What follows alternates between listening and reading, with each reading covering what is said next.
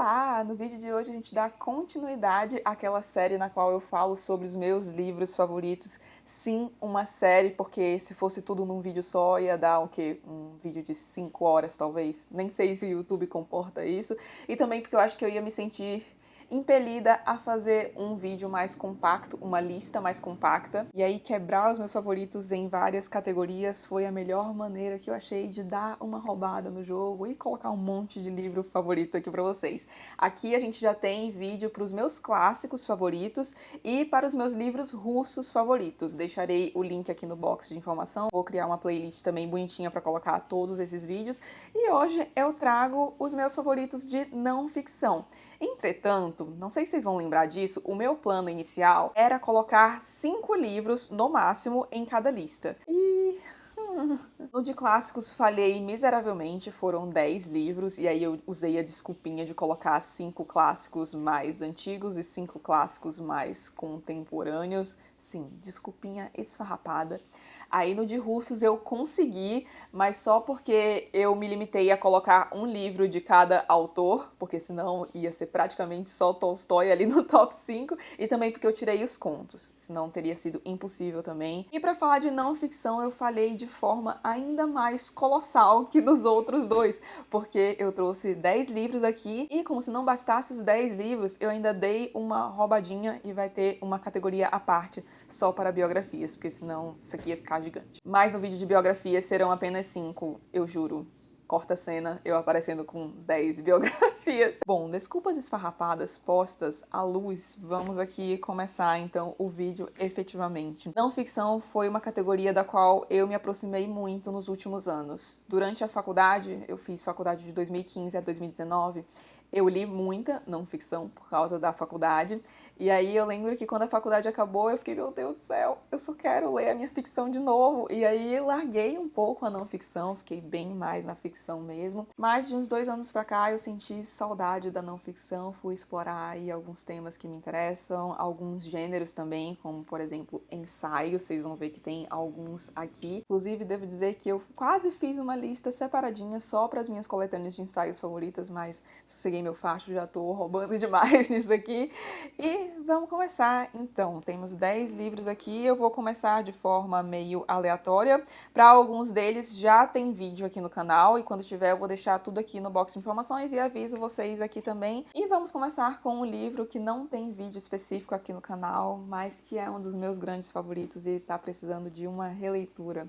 A Sangue Frio, do Truman Capote, que nós aqui vamos chamar de Capote. Esta aqui é a obra-prima do Capote e não é à toa. O livro é esplêndido. E o que a gente tem aqui? Em 1959, uma família no interior do Kansas, dos Estados Unidos, foi brutalmente assassinada. O Capote lê numa nota bem pequenininha de um jornal sobre o assassinato dessa família e ele fica muito interessado para saber quais foram as circunstâncias desse assassinato e resolve ir para a cidade e dar uma investigada.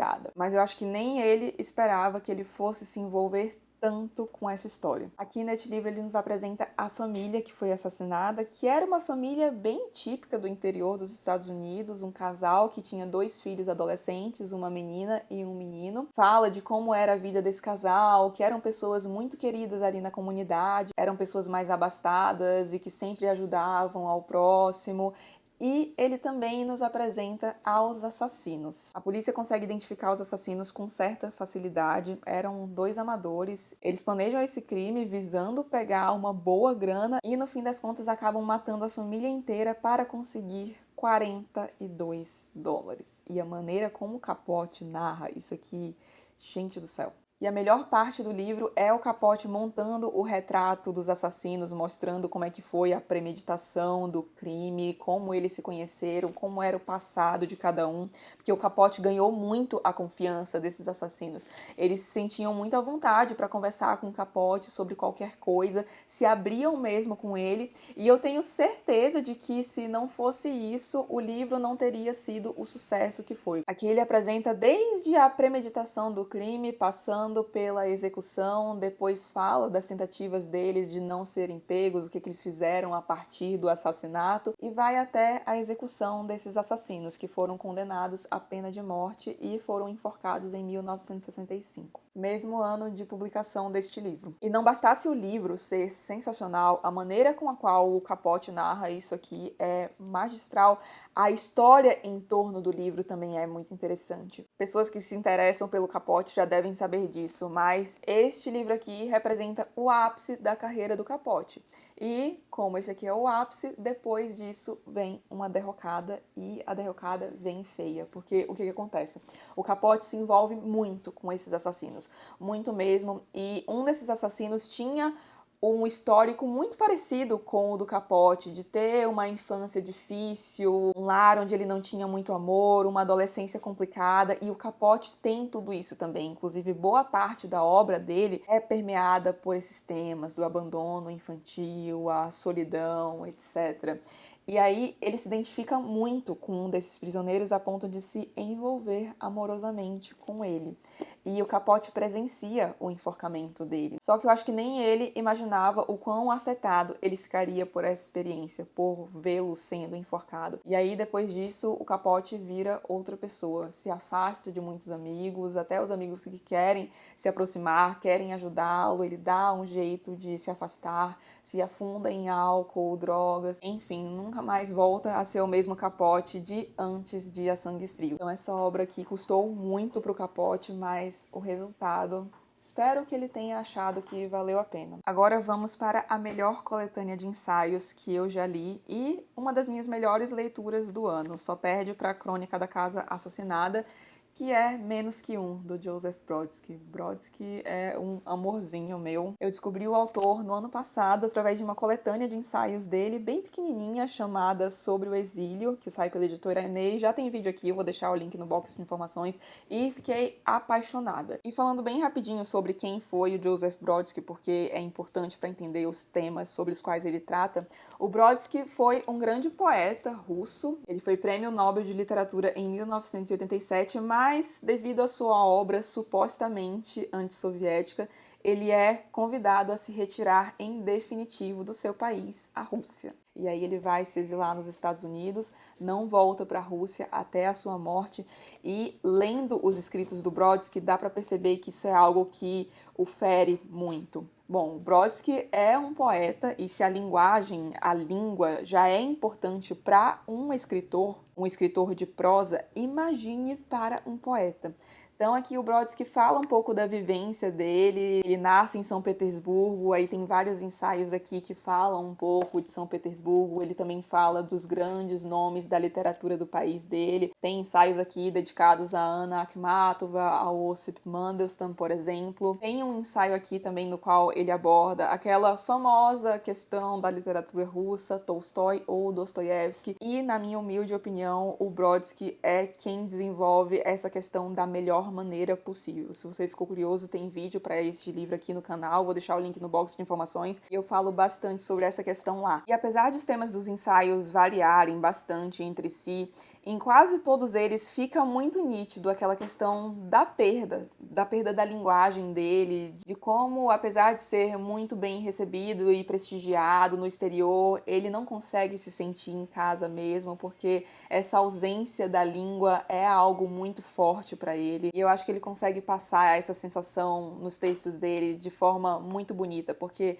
fica uma coisa sensível, mas não pedante. O Brodsky tem uma escrita maravilhosa. Bom, vou parar por aqui porque a gente já tem um vídeo de mais de 20 minutos, se eu não me engano, sobre ele aqui no canal. Então, se vocês ficaram curiosos, só olhar lá. Mas olha, leiam Brodsky. Se vocês encontrarem este livro por aí porque está esgotado, não deixem de comprá-lo porque vale muito a pena. E ok, vamos trazer um pouco de alegria para este vídeo aqui. Os dois últimos livros tratavam de assuntos um pouco mais pesados, mas este aqui é só amor. Este é o Anarquistas, Graças a Deus, da Zélia Gattai, e este livro é uma delícia de ler. Se você tá naquela famigerada ressaca literária, quer ler algo bem levinho, nossa, essa aqui é a melhor pedida possível, na minha opinião. Este livro, para mim, equivale a um abraço no coração. e vamos falar um pouquinho sobre ele. Zélia Gattai foi uma brasileira, aliás, ela foi esposa do Jorge Amado. Ela nasce em São Paulo, mas era descendente direta de italianos, então ela tem bastante contato com a cultura italiana. E este aqui é o livro de memórias dela, então aqui ela narra um pouco da infância dela na São Paulo, do início do século XX, quando a Avenida Paulista não era nem asfaltada ainda, e a família dela é muito legal. O jeito como ela narra é muito gostoso, porque ela tem uma escrita bonita, mas não é pomposa. É uma delícia de ler. Aqui a gente acompanha a vizinhança dela, os dramas pelos quais ela passava quando ela era pequena, como que era a relação dela com os irmãos dela, e tudo isso tendo como pano de fundo o processo de modernização de São Paulo durante o século XX. E ela morava numa região muito central de São Paulo, próxima à Avenida Paulista, mais especificamente na Alameda Santos. Então é muito legal ver ela caminhando pelos lugares, escrevendo como as coisas eram e comparar como essas coisas são hoje. Porque, como eu disse, ela mostra pontos que são muito conhecidos aqui na cidade. Eu moro em São Paulo e é impossível andar ali pela Paulista, Consolação, Alameda Santos, sem lembrar da Zélia Gattai narrando como aqueles lugares eram antigamente.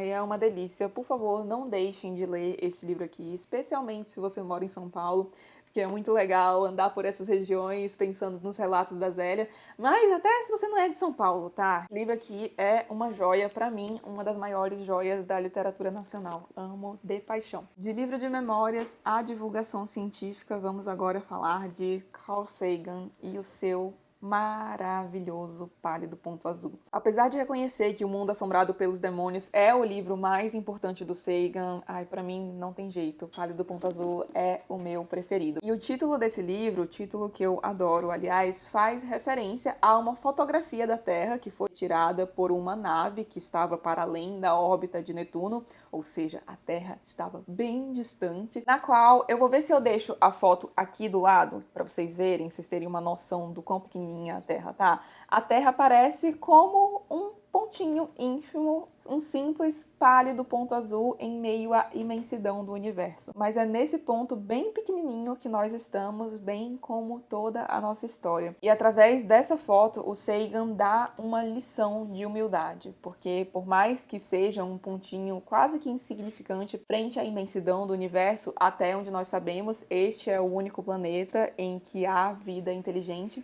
e a gente parece não cuidar dele como ele merece. E o Sagan também usa essa imagem para afirmar que talvez não haja maior comprovação da loucura das vaidades humanas que vê a Terra sendo esse pontinho tão pequenininho. Eu amo muito esse livro. E o jeito que o Sagan fala de ciência, de um jeito que até nós, leigos, conseguimos entender, e não só entender, mas também nos interessar. Porque ele aborda a ciência para discutir muitos assuntos que são muito pertinentes. Aqui, uma questão que ele levantou que me chama muita atenção e que era algo que era até fonte de incômodo para mim, é discutir o quão válidas são essas missões que custam milhares de dólares para explorar planetas diferentes, explorar a possibilidade de vida em outros lugares, quando a gente tem problemas aqui do nosso lado e que seriam resolvidos com menos dinheiro. Tem uma parte aqui que ele discute sobre isso e é maravilhoso. É o tipo de pessoa que faz muita falta nos dias de hoje, sabe? Sagan tinha um talento para divulgação científica simplesmente único e que, infelizmente,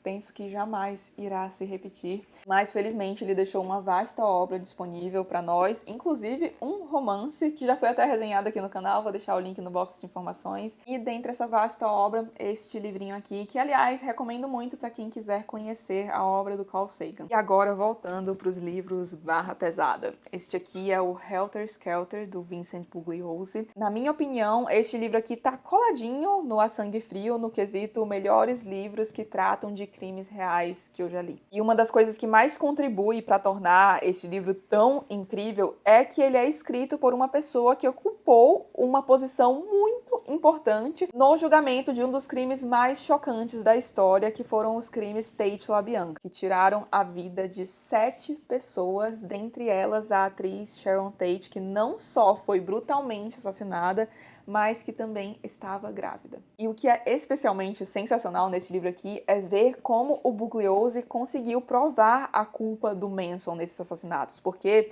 quem já pesquisou sobre a história do Manson deve saber sobre isso, mas o Manson não estava presente ali fisicamente em nenhum desses assassinatos. Só que ele era a mente por trás de todos eles. Só que imagine você a dificuldade de um promotor provar que um homem que não estava em nenhum desses assassinatos deveria ser condenado por eles também.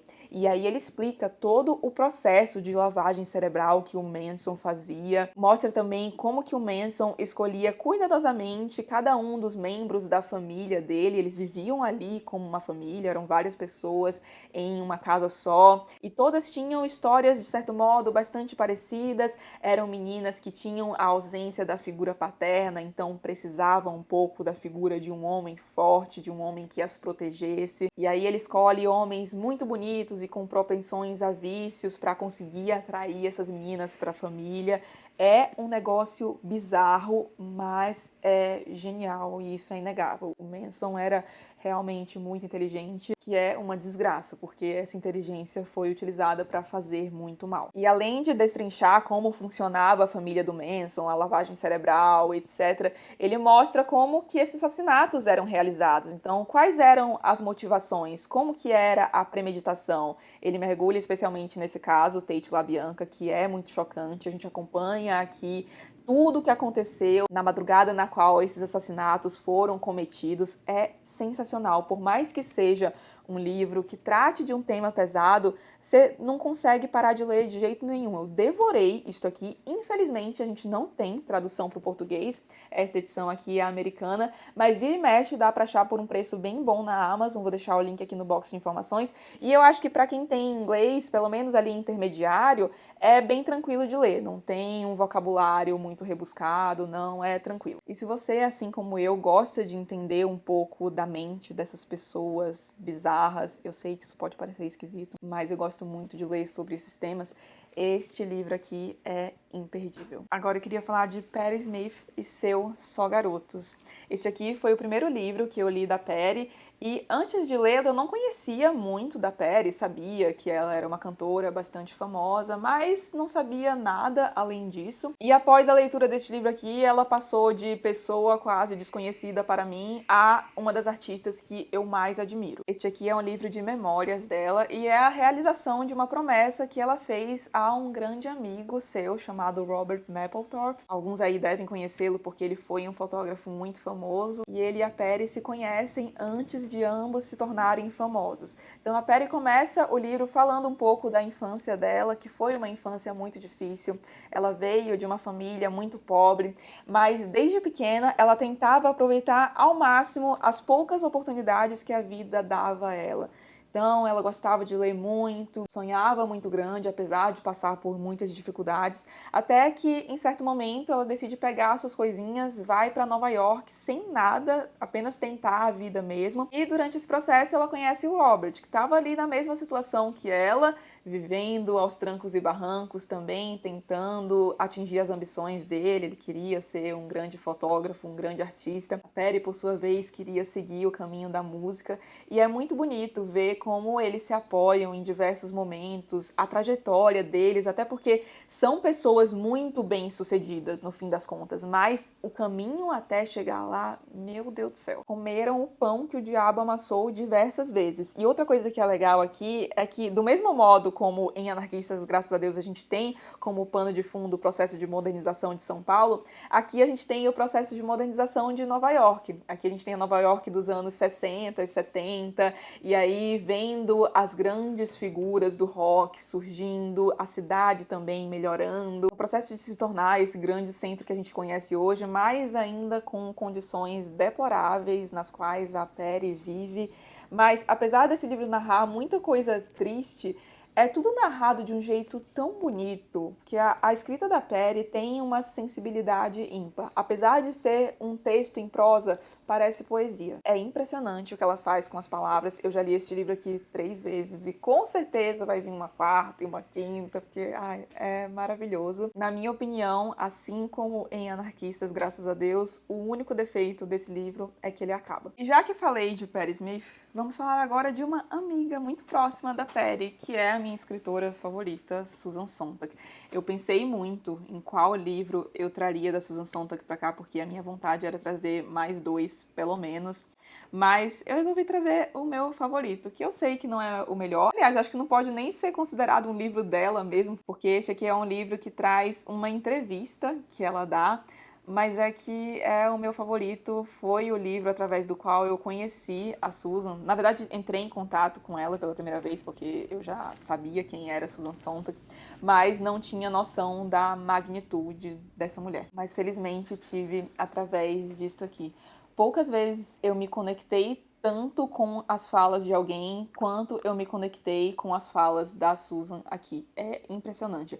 Primeiro que essa entrevista é muitíssimo bem conduzida. Quem é o entrevistador é o Jonathan Cott, que trabalhou com a Rolling Stone por muito tempo. Se eu não me engano, ele foi até responsável pela fundação da revista, e a revista, bom, é um sucesso. E aí você junta um baita entrevistador com uma baita entrevistada, o resultado é este monumento aqui. Para quem não conhece, a Susan Sontag foi uma das maiores intelectuais dos Estados Unidos do século passado e do inicinho desse século. Foi ativista, romancista, ensaísta, cineasta, enfim, praticamente não tem coisa que a Susan não fez na vida dela, e ela é considerada uma polímata, ou seja, uma pessoa que tem domínio sobre várias áreas do conhecimento, e aqui essa habilidade da Susan fica muito nítida, porque é impressionante como essa mulher parece saber de tudo. Aqui nessa entrevista, eles falam de literatura, falam de cinema, falam de política, falam de dança, falam de música clássica, especialmente sobre Bach, e é impressionante ver como a Susan consegue discutir com profundidade sobre todos esses assuntos. Essa mulher foi um monumento, é bizarro, não tem outra explicação. Poucas pessoas conseguiram ficar tão famosas quanto ela,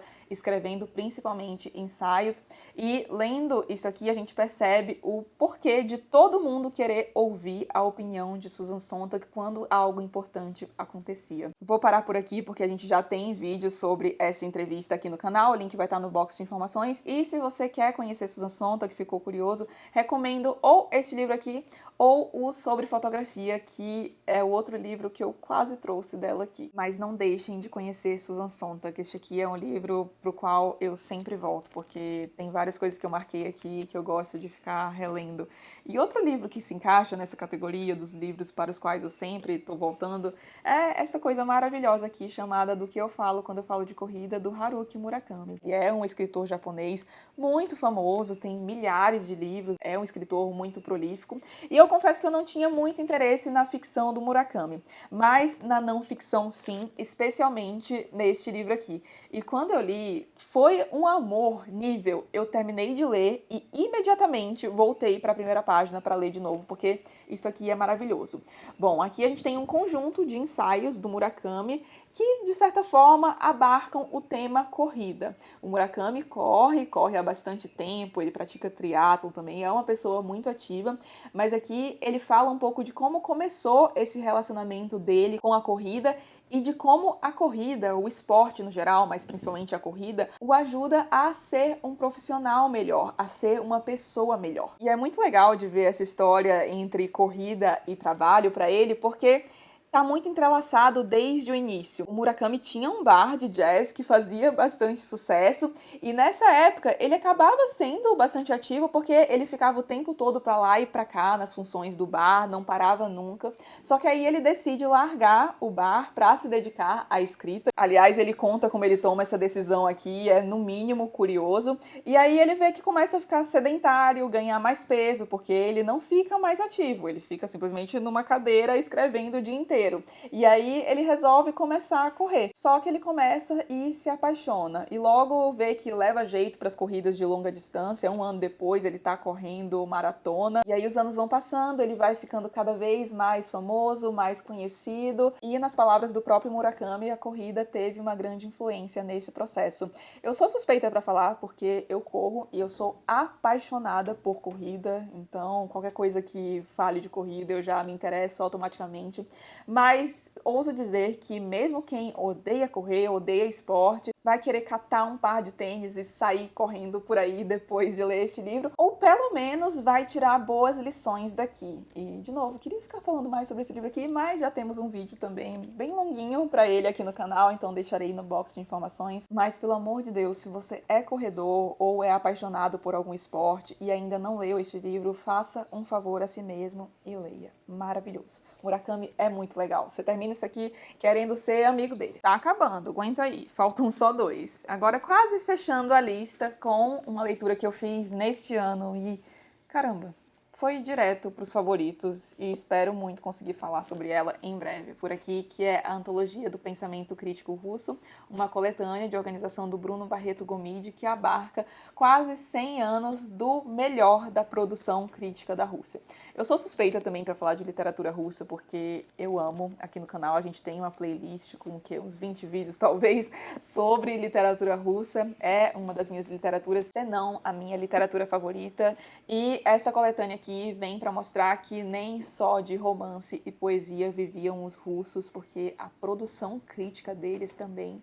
Caramba, eu fiquei ainda mais apaixonada por literatura russa depois de ler isto aqui. E aqui a gente tem evidenciado um aspecto que é um dos meus favoritos na literatura russa, que é ver o quão orgânica essa literatura era, no sentido de que os autores liam muito uns aos outros, dialogavam com uns aos outros, seja através da produção crítica, seja através dos seus próprios romances mesmo. Aqui a gente vê também como esses escritores pensavam muito sobre a própria situação, aquela coisa de não se identificar nem com o Ocidente, nem com o Oriente, ficar no meio dos dois, e como isso gera uma literatura única. Este aqui é um daqueles livros que eu acho que deveria ser mais falado por aí, especialmente porque a literatura russa teve um boom recentemente aqui no Brasil, ainda bem, aliás. Então, para quem se interessa por entender mais literatura russa, eu até falei um pouco sobre ela num vídeo aqui no canal, no qual eu indico alguns livros para quem quer entender melhor literatura russa, porque eu realmente acredito que entender o contexto no qual certa literatura está inserida é muito importante para a gente entender plenamente aqueles textos,